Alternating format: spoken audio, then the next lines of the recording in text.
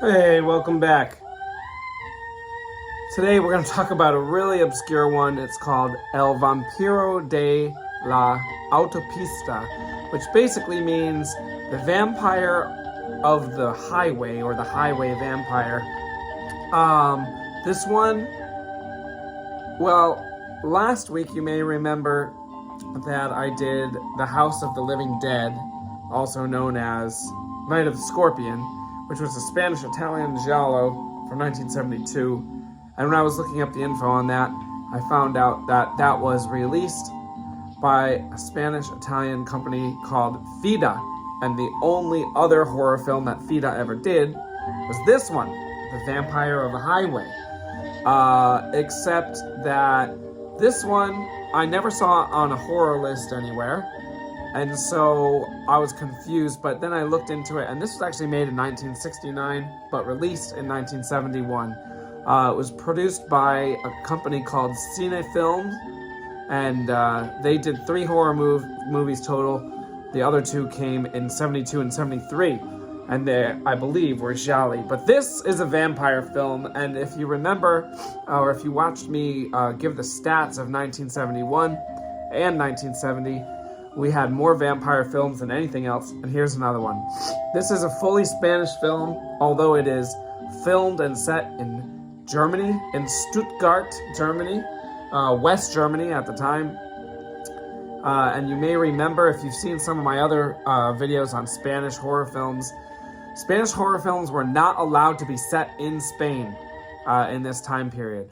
In the late 60s and early 70s, Spain was still under the dictatorship of Franco, and that he gave permission for Spanish horror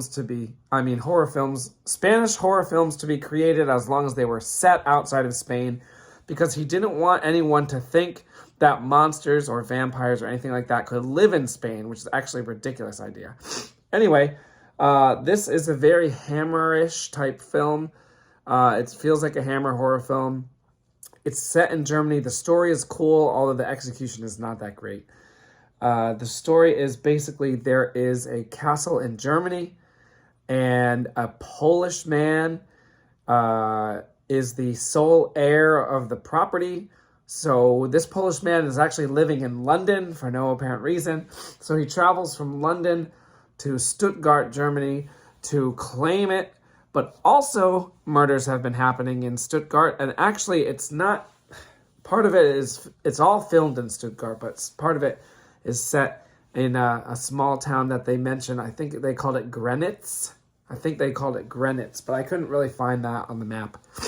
So I saw that it was all filmed in Stuttgart, so I'm not sure what the Grenitz thing is. But anyway, outside the main city, although there are shots of the Stuttgart airport. Anyway, there are murders happening in the area, and unfortunately for the horror fan, the horror elements are not great. The special effects are not great. This vampire that's in this movie, who is the ancestor of our main character, the Polish dude, the vampire has the ability to become invisible.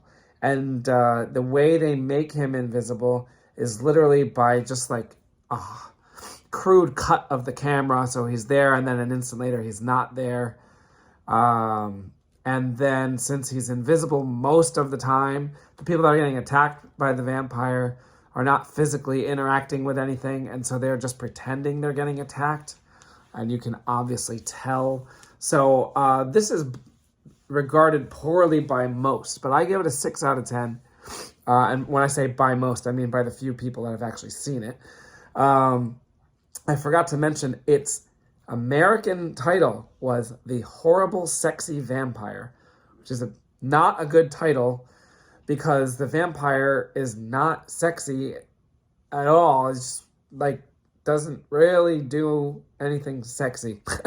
There is a lot of nudity in the film, which I assume is why they called it that.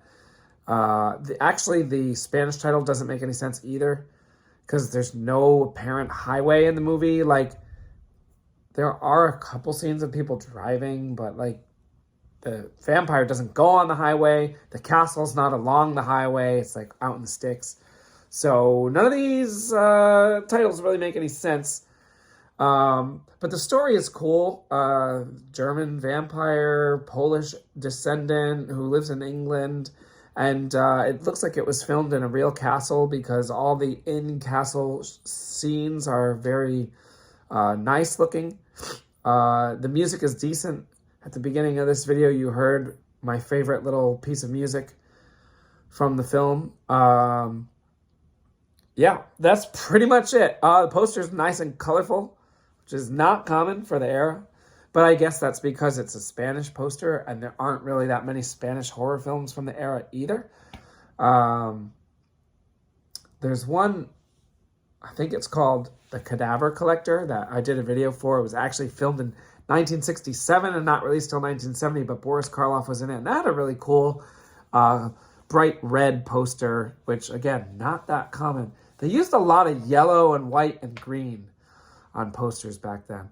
But anyway, this does feel very European. It's got music and visual aesthetics of Italian horror, and it also has the feel of a British Hammer horror vampire film. So it's kind of cool if you like early 70s, late 60s Euro horror films. This fits right in, although it's not really one of the best ones. So 6 out of 10 for this one. El Vampiro de la Autopista. All right, we're going to do another one next week. See you then. Thanks.